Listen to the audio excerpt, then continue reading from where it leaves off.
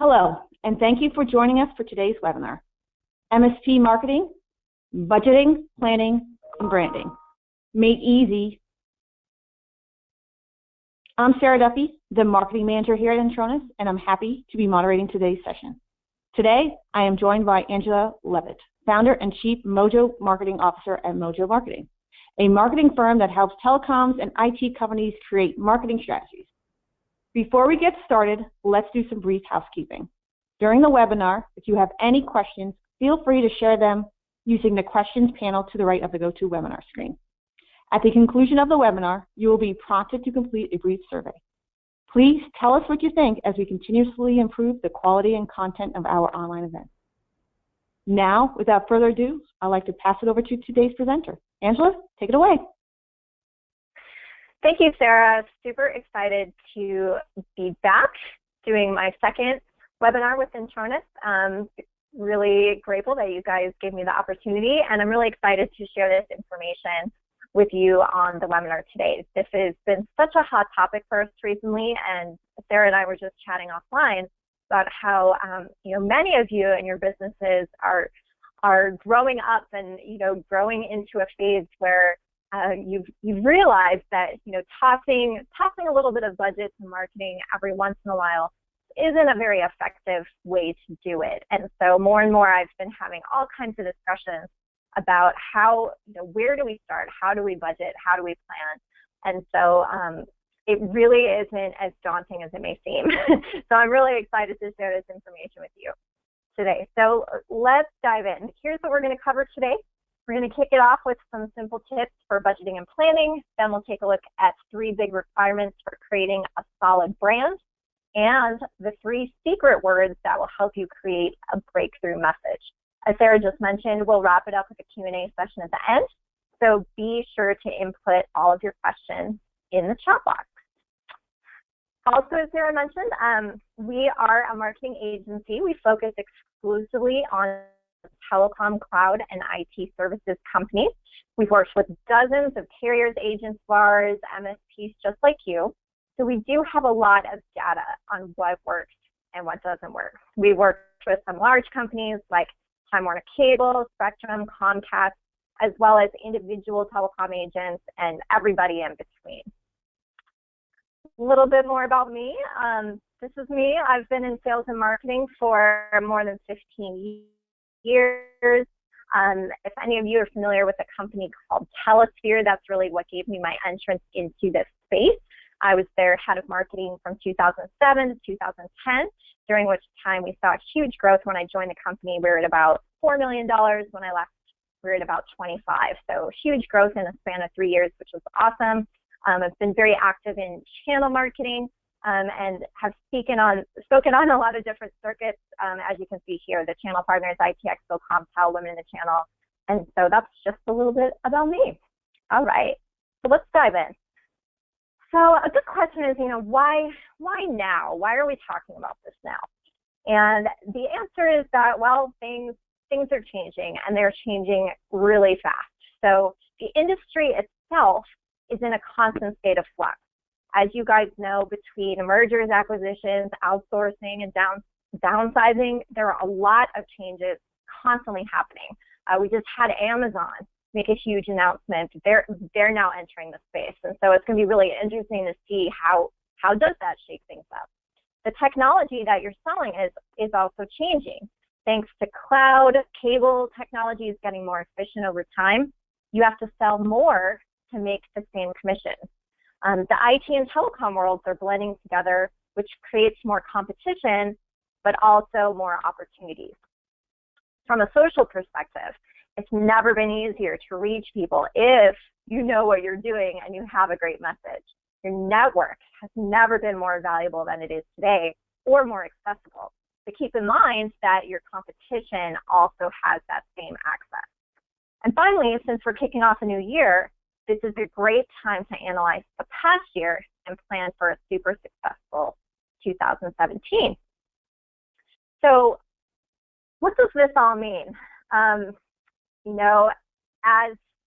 someone in the space, as we just talked about, there's some element of creative destruction that a lot of a lot of companies are getting left behind if they're not keeping up with the trends.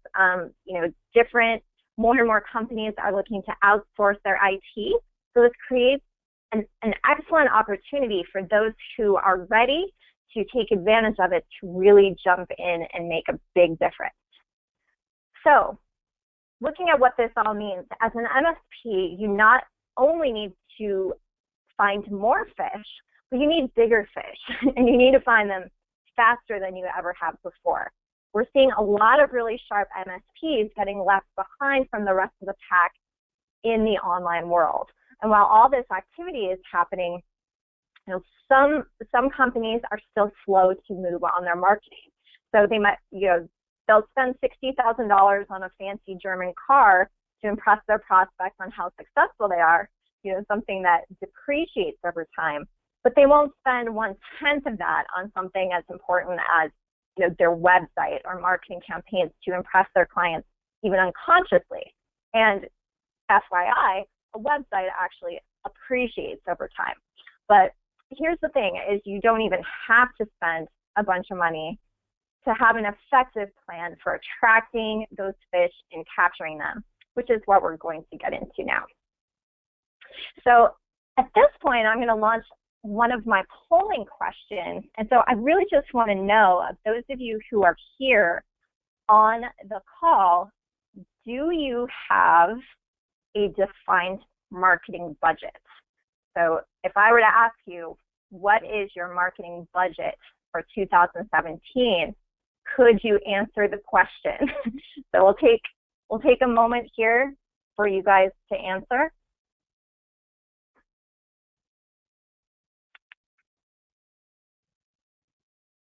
Okay, so I'm going to close the poll, and then I'm going to share the results with you here. So it looks like about 69% of you do not have a defined budget, where 31% of you do. So the good news for those of you who don't is we're now going to talk about exactly how you go about doing this. So we are going to jump in. So many of you may be asking, if you have not done this before, is, a great question is, what should my marketing be, right? I have no idea. And it is an excellent question. According to the U.S. Small Business Association, if you're a company that makes less than $5 million a year, you should dedicate somewhere between 7 and 8% of your total revenue to your marketing. Now, a lot of companies spend less than that, and a lot of companies spend more than that. But the idea here is that you're thinking of your marketing budget as an investment. One thing I like to share with people is, think of this as your 401k, right? It's very easy for us to say, okay, I'm going to put 3% of my income into a 401k, or 5% or 7% or whatever that is. Yet when we turn to marketing, a lot of people just have the mentality of like, oh, I'm just going to throw a bunch of money at it every once in a while and then wonder why it's not working, right? So this is a really good starting point. Some of the companies we work with, if they're a little bit more in maintenance mode, like let's say they're a larger company, they've got a lot established, they might be spending 2 to 3% on their marketing. We have clients that are spending 10% of revenue on marketing. So this should just help you get a little bit of a baseline. But let's look at what this number actually looks like. So here's a table, and if a company is billing, let's say $500,000 in annual revenue, that means you're going to want to dedicate $35,000 to $40,000 a year in marketing. Again, according to the Small Business Association guidelines. And so this translates into roughly $3,000 each month. And you can see the breakdown here for the other amounts on the chart. And in knowing many of you and having worked with many MSPs like you on the call, I have a feeling that many of you might be falling out of your chairs looking at these numbers. And so that's why I wanted to also show you, okay, let's just say we're being really conservative and reduce that amount to 3%. Here's what those numbers look like below. So you can see on a $500,000 budget, you're going to spend about $15,000 annually on marketing. $1 million, $30,000, and you can see the table from there. So, this is clearly much more conservative. I was speaking to someone just the other day that told me they spent $15,000 on one video, right? So there's not a whole lot that you can do too effectively with these smaller numbers, but just to show you and give you some guidelines here. Okay. So many of you are investing in your marketing today, and you may be experiencing a little bit of sticker shock, like I mentioned, and looking at those numbers. But again, what I like to help you think of is to think of it as an investment portfolio, and to think just like you treat your 401k, treat your marketing plan the same way. And what's really important here is just pick somewhere to start. A good way to do this too is to go back into the last year. We just wrapped up 2016. So run a report. Take a look at what did you spend in marketing. This includes, anything that you did from events, trade shows, email, updating your website. Pull that all together and do a bit of an analysis of what you spent last year. And if you come up with that number and say, okay, we spent 2% of revenue on marketing last year, we want to really aggressively grow this year, so that means we need to invest a little bit more. So maybe we're going to up that to 4% or to 5%. And this will serve as a really good baseline for you to get started and to help you create your plan. Okay. And I just wanted to show you a couple sample marketing budgets. So when you're actually dividing this out, and we'll talk a little bit more about this once we get into planning, but this is an example of how you could look back historically and pull up everything that you're doing from a marketing perspective, as well as plan your next year. So this is a company that has a budget of $25,000 a year, and you can see it's very, very simple. We've got it broken down in line items. We have one column for non-recurring revenue. We've got non-recurring costs and another column for recurring costs. The frequency listed out over there and how this totals up. So this is a very, very simple marketing budget, but it serves as some sort of guideline for you, so you can see it. And I want to show you another example as well. This is a client we're working with that actually, this is being funded entirely by MDF funds, and so this is a marketing budget specific to one carrier that has agreed to provide $100,000 worth of MDF funds to this particular company. And so this, again, pretty simple, like different elements that we're going to create throughout the year, the non-recurring costs, the recurring costs, and you can see the total there. So again, your marketing budget does not need to be super complex to be effective. The next piece we'll get into is a little bit more on the planning side, and we'll explain what some of these line items are here for. I just wanted to give you an idea. Again, it's always a great exercise to go back into your previous year and say, do this, create this exact sheet. And in fact, I've meant to mention up front, I will be sending these out to you. Some people have asked for the slides, but I'll also send you some templates that you can use for both your marketing budget and your marketing plan. So you'll get those within the next few days. Okay. All right. Next, I am going to launch another poll. And so similar question as before, but now I want to know, do you have a defined marketing plan?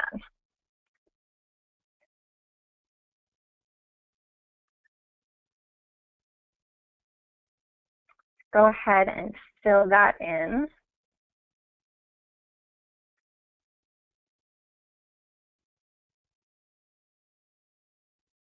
Take another second here. Okay, looks like our results are a little bit similar. 60% saying no, 40% yes, so a little bit better than our 69% last time, but good. Then this will be really useful for you.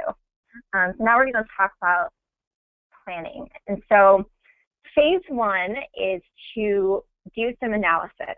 And what we want to do is review any data that you had from the previous year. And this is going to, really help us to define what what works and what didn't. So, these are the types of things that we're going to want to know. How much traffic does your website get? How many page views? How many referrals? How many emails did you send? And within those emails, how many opens and clicks did you get? What did you learn from your social network activity? And perhaps most important of all is how many leads were generated? Where did they come from, and how many resulted in closed deals? This is how you attach ROI to your marketing efforts. Now, if you are sweating upon hearing this because you have no answers to any of these questions, then your homework assignment is to establish some tracking systems. So feel free to message me offline, and we can point you in the right direction here. But remember that decisions without data are just guesses. So the more data that we have, the better we can analyze it. And now as we look through the data, we're trying to identify what worked and what didn't. Next, we're going to look at your sales funnel, and we want to identify where are they used. Is it too fat on the top, too skinny on the bottom? Are you losing people after the initial call, after presenting a proposal? Where are prospects falling out of your funnel? And most importantly, why are they falling out of your funnel? And if you can identify that, this is where you can now create some really excellent content for your content marketing efforts. So this is where if you can figure out why people are falling out of the funnel or what questions they have, now we've got some great sources for creating blogs, videos, infographics, or all kinds of great content. Okay. So next we want to dive into the most important questions to answer in the analysis phase. Why and why not? Right? So we can have all the data in the world for both wild successes and massive failures, but if we can't identify why you were successful or why you failed, that data is pretty useless. And just a warning here, this is one of the biggest mistakes we hear from MSPs and other companies that we work with. They try a particular strategy or tactic one time, and if it doesn't cause the phone to ring off the hook, they immediately throw their arms in the air and say, well, marketing doesn't work, and they give up. But the truth is that there could be a whole list of reasons why it didn't work. It could have been the wrong audience, the wrong message, bad timing, lack of consistency, and so on. But without some good analysis, you'll continue to do one-off marketing projects that yield very little return and leave you incredibly frustrated. So please don't let that happen to you. All the info you need is right there in the data. I like to think of this as, we're in the new year. There's a lot of New Year's resolutioners out there, and I see a lot of people trying to get fit that approach their fitness the same way they approach their marketing, and they'll go really hard for a few weeks and then wonder why they're not in the greatest shape of their life, right? Very, very similar principles here, that it takes consistency, patience, and thoughtful planning. But with those things, you can achieve some great results. Okay.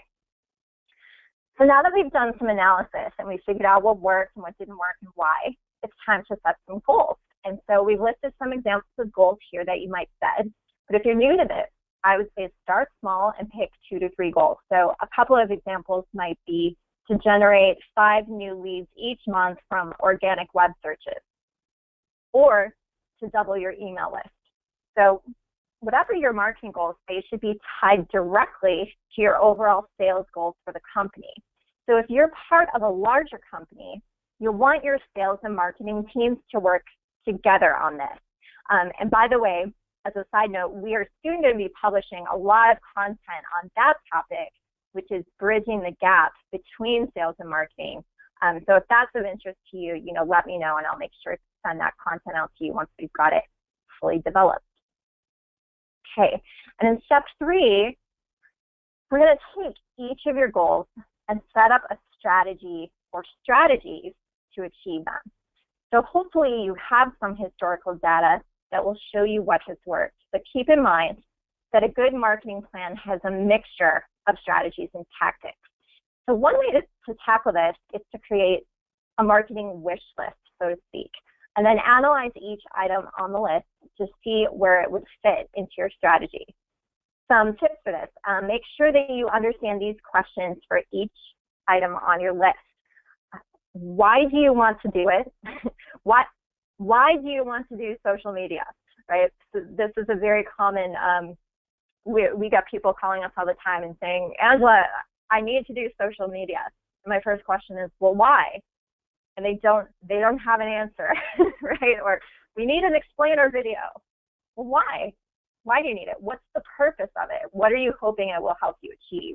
How does it relate to your overall sales goals? And how are you going to measure success, right? So are you going to measure it in click-throughs, in conversions, in time on your website, in conversations with your sales team? What are going to be your metrics? And that will really help you establish your plan. Okay.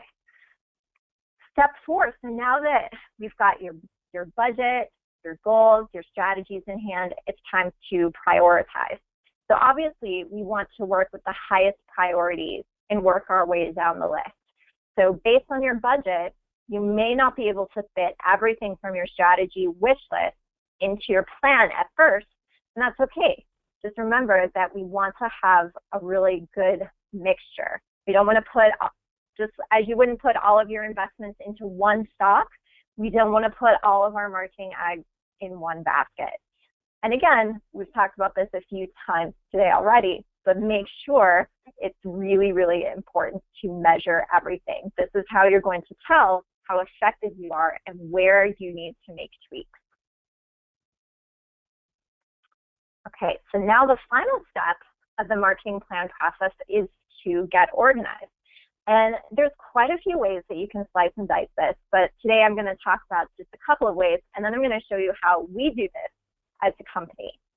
So I'm going to show you two of my favorite ways. And as I mentioned, as a bonus, I'll be sending you out a template that you can use to plan your entire marketing plan for the next year. So we should have that ready to go within the next day or so, and so keep your eye on your email for that. So the first way is centered on your calendar. And so looking at your priorities, determining with what frequency you need to complete each activity. For example, you may want to plan a general website tune-up 1 to 2 times a year. If you've had success with in-person events, you may want to schedule those once a quarter. You can start with the year and break it all the way down to the day if you'd like to. This is an excellent starting point because you can essentially contain a pretty thorough marketing plan outline all on one slide.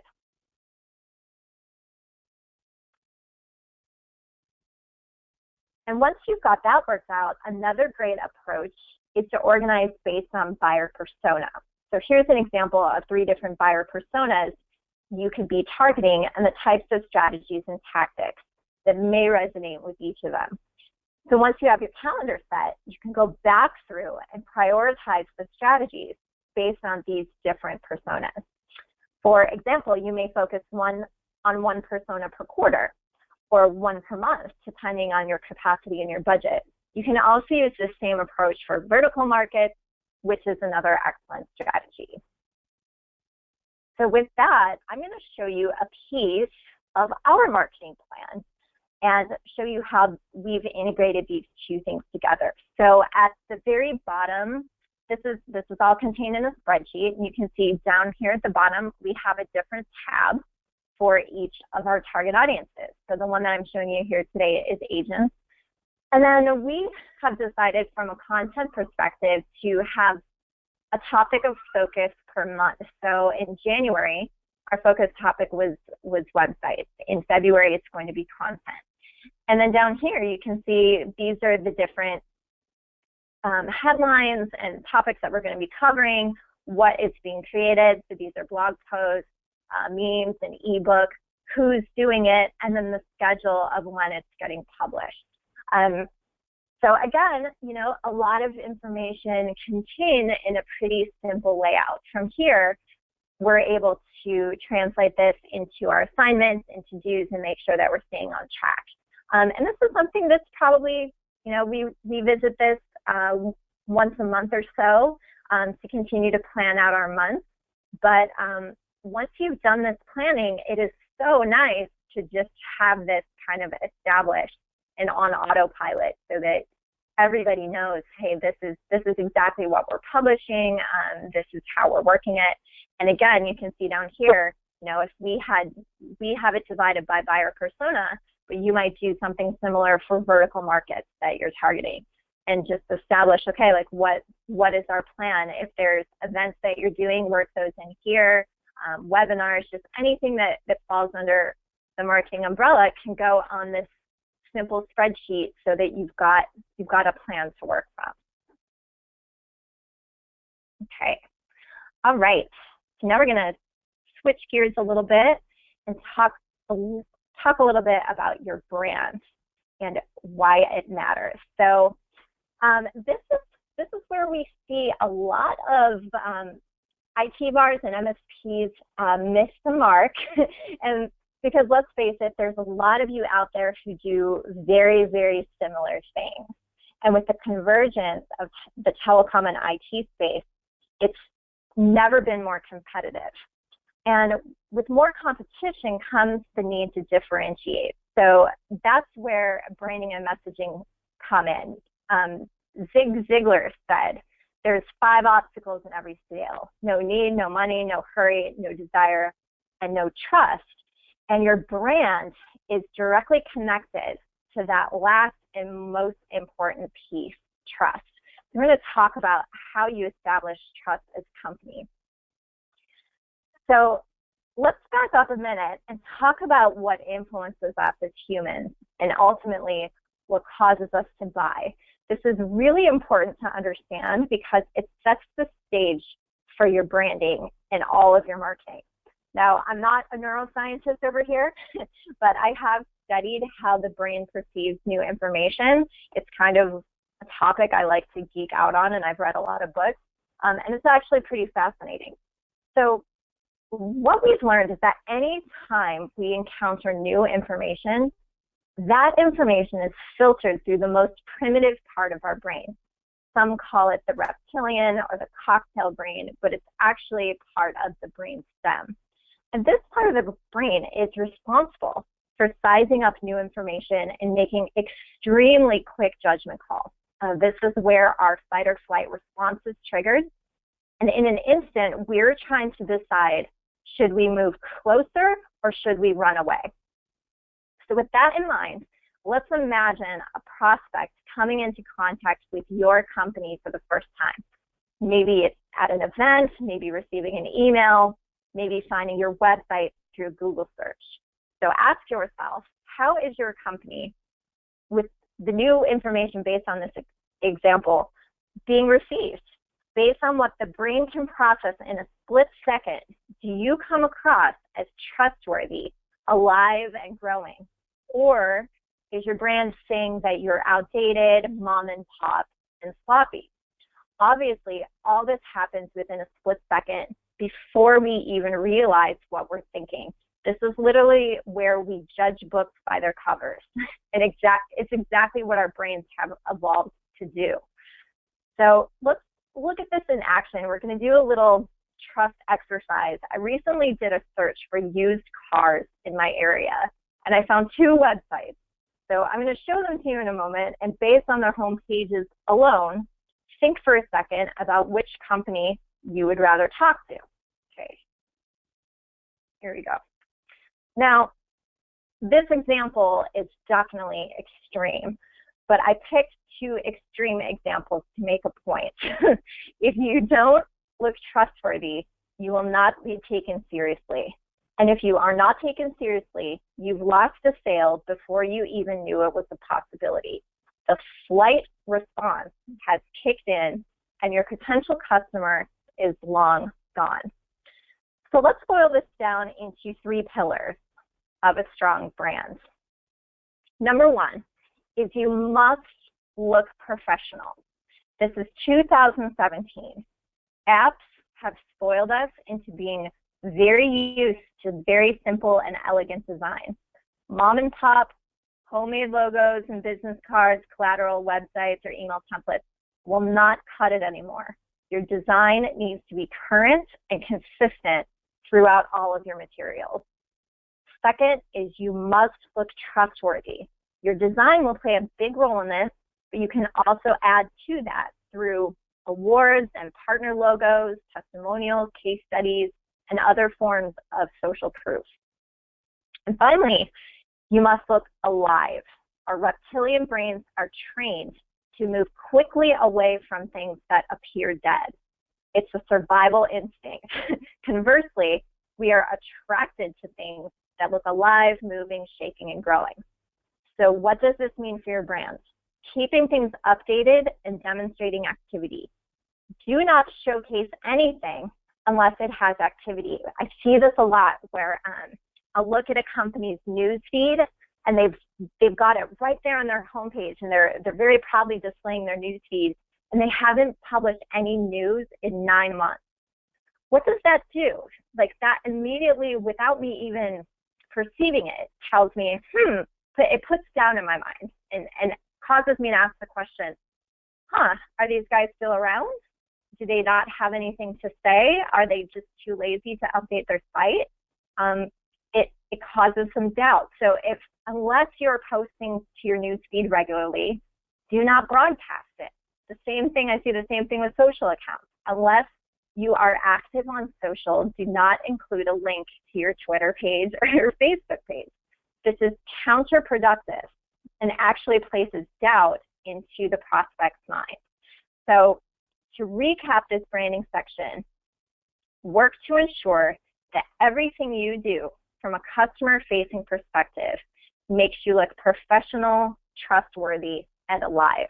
A mantra that we have here at my company is, what would a $10 million company do, right? We're not a $10 million company yet, but we hope to be one day. And so, think about that. Like, what does a $10 million company's website look like? What do their emails look like?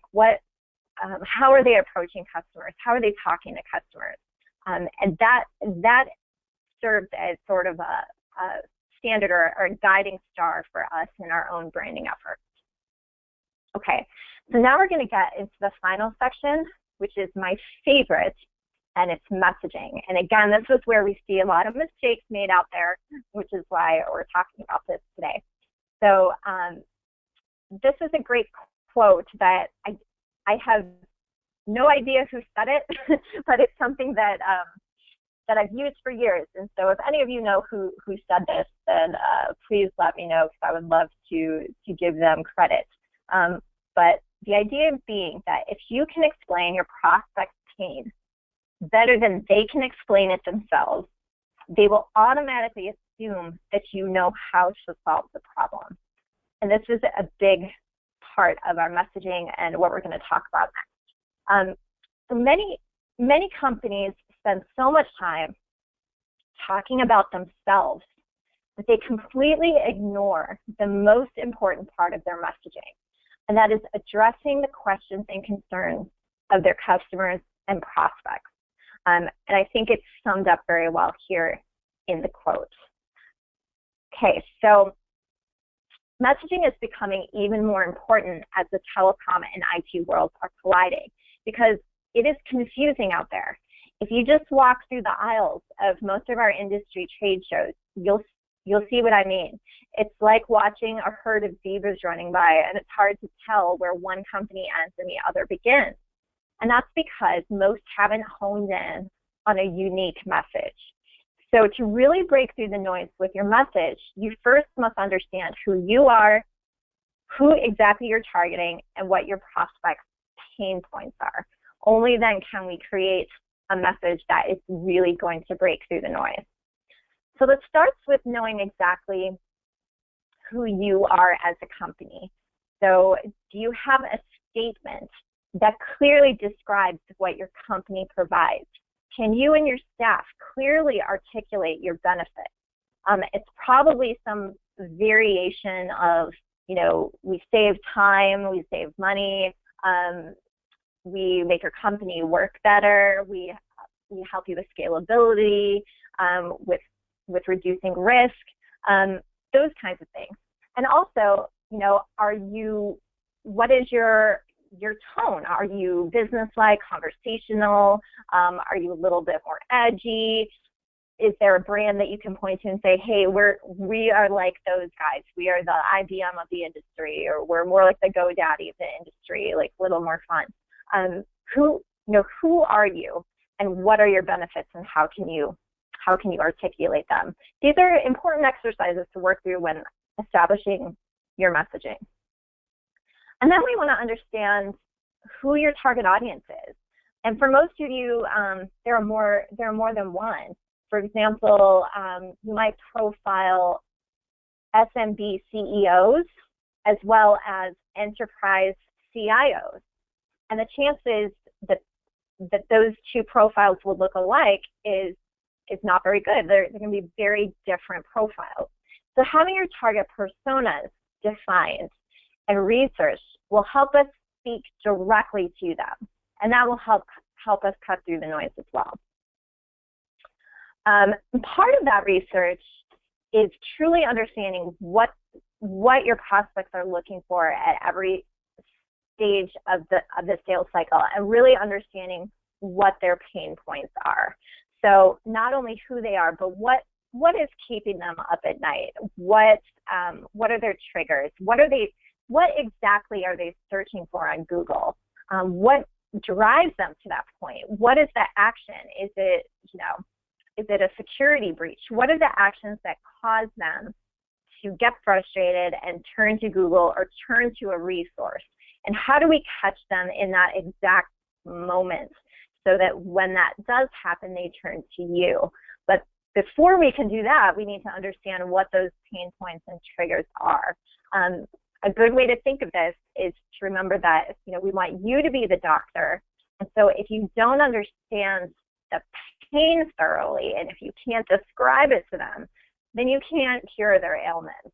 And so that's why that's such an important part. Now that we understand what the pain points are, we want to spend 80 to 90% of what we post, what we say, to be focused on the end user, on the prospect, and helping them solve their pain. And why is this? Because this is how we become trusted, a thought leader. This is how we become a go-to person. And this is how we establish trust over time. So think about this for a minute.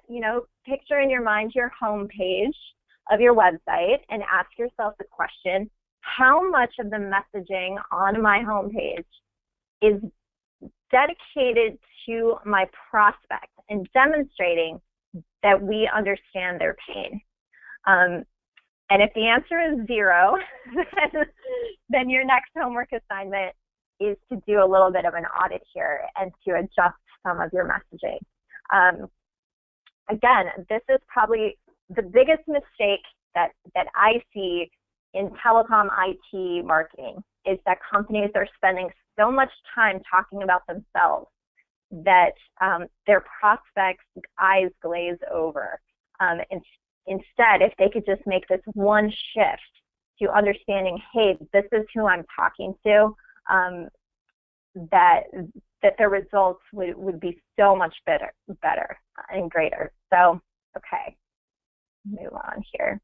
So, positioning is an exercise where we want to help understand and differentiate between other companies. So there's a battle for people's thoughts, right?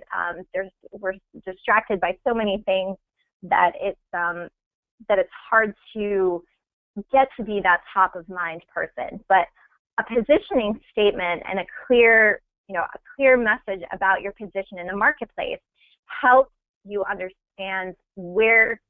understand where you are in relation to others. A good example here is if I throw out the example of a Mercedes versus a Toyota, I don't have to say a whole lot else. Mercedes has done a really great job of positioning itself as luxury, right? They've spent a lot of time working on that message. And Toyota has spent a lot of time working on its message of affordable reliability, right? How do we get your company to that point, right? Of, hey, when people hear your name, they know where you're positioned in the market, right? And a lot of this work has to be done internally first for you to understand who are we, and that the car is a great exercise. Are we the Lexus?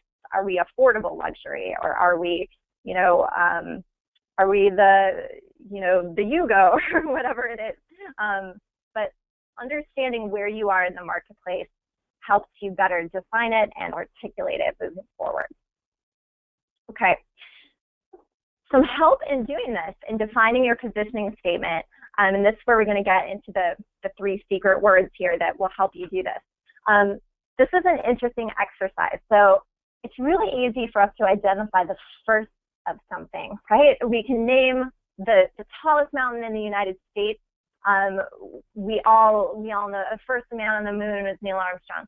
The second, it takes us a second, it takes us a little bit to recall that. So this is a really good clue that one of the words that we can use to help position is the word first. But there's some other words as well that really help to cut through the noise in your positioning. So if you are the first at anything, if you are the only of something, or if you are the largest at anything, these words are extremely powerful because they're not, it can't be disputed, right? A lot of companies that we talk to, when I say, well, what makes you different? The first thing they say is, well, we're the best at customer service. And I hate to break it to you guys, but every single company says that. Every single one. And so when everyone is saying we're the best, it's a really weak statement. So your homework from this slide is to come up with some positioning that utilizes these words if you can. And I've listed a couple of examples here on the slide. You might have to go a little bit granular here. So as an example, we're the only telecom agency in Arizona that turns bill analysis in 24 hours, right?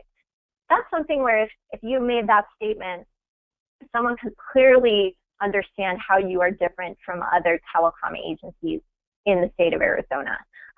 We're the largest cloud provider in the New York metropolitan area, right? Just another example of using these powerful words to cut through what is otherwise a very noisy messaging platform. So great, we're going to wrap this up by showing you how this all comes together. So now that you know who you are, who your customer is, what their pain points are, how you'll cut through the noise, let's really speak to them in their language. And yeah, this is something that is helpful to see in action. Again, remember that 80 to 90% of your messaging should be addressing their pain in their language. So here's an example of this.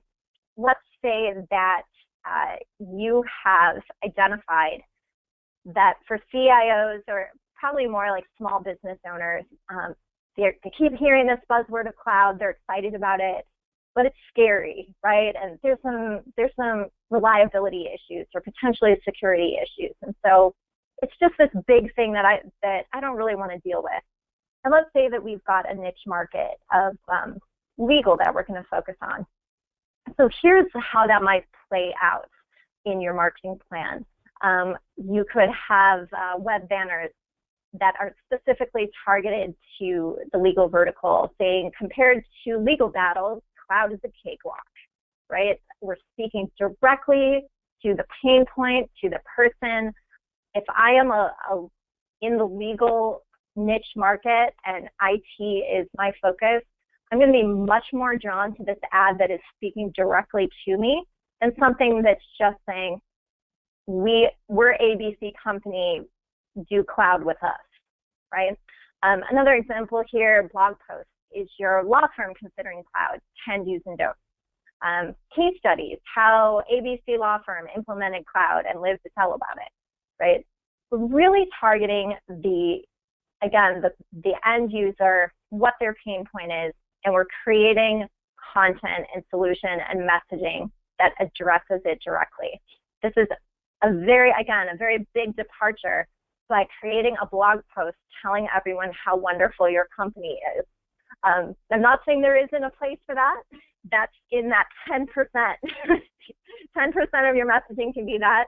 The rest of it needs to be in these guidelines, right? Thinking of your target audience and what their concerns are. Okay, so as we wrap here, just some high-level principles for you to keep in mind to be successful. I know we've discussed a lot today, and if you aren't already, just make sure to start tracking and measuring everything you do from a marketing perspective from here on out. So the answer to most of your sales and marketing frustrations lie in that data. Most things can be tracked with a good CRM, with Google Analytics, a good email marketing tool, and the social platforms. And so if you need more help on that, like I mentioned earlier, at just getting pointed in the right direction from a tracking standpoint, please feel free to reach out and I'll point you in the right direction.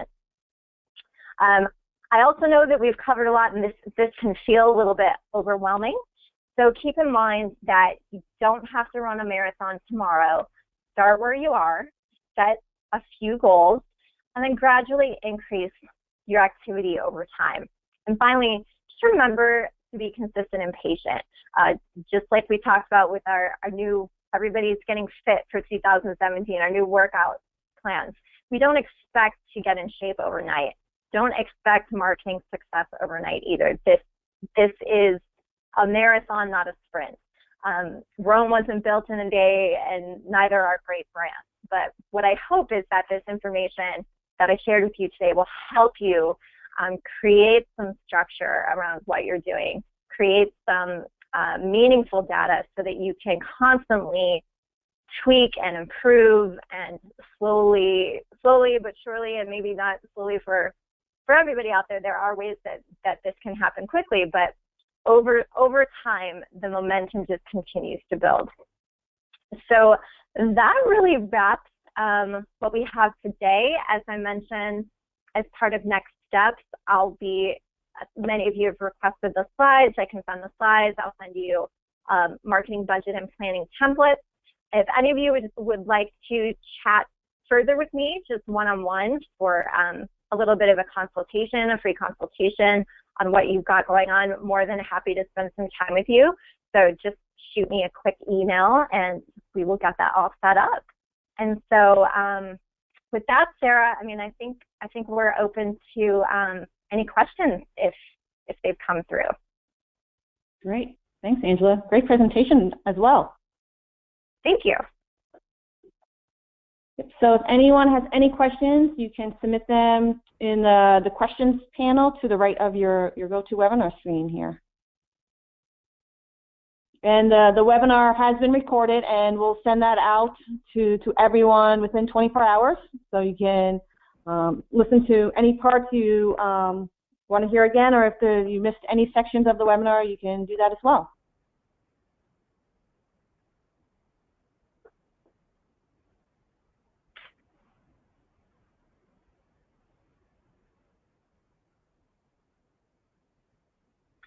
Yeah, I see the one question that came in about if I'll be sharing the template, the plan template with the callers, and yeah, more than happy to share that with you guys for sure, as well as the slides.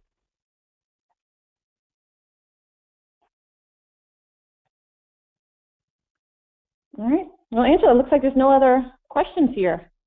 Okay. Sounds good. Thank you so much for having me. Thank you, and I look forward to the next one. Okay, we'll talk soon. Thank you, everyone. Have a great day.